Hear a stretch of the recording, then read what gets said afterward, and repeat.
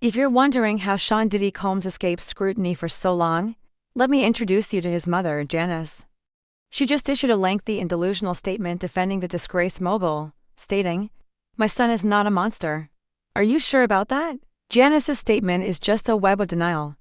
Just because she wasn't completely honest about Cassie doesn't absolve her of all other allegations. Her credibility is already on the line, especially after calling her a liar when the evidence suggests otherwise. Let's take a look at Janice Combs' statement.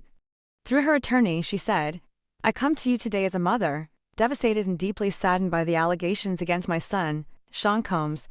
It is heartbreaking to see my son judged, not for the truth, but for a narrative built on lies." Really?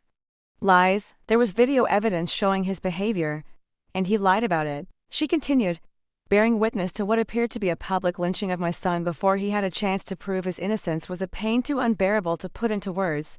While I agree that everyone deserves their day in court, Sean was caught on video.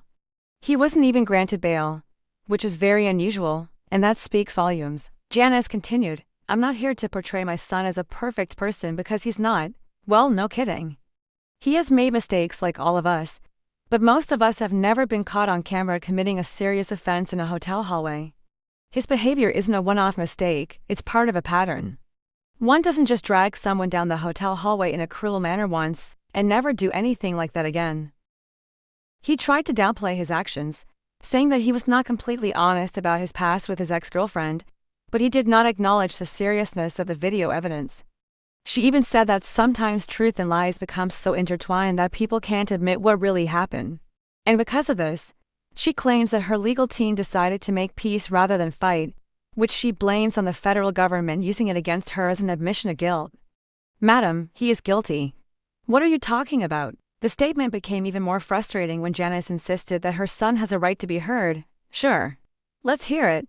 But we already have video evidence that contradicts her claims." Janice then tried to twist the narrative, claiming that people were piling on for financial gain, and that those accusing her were just after the money.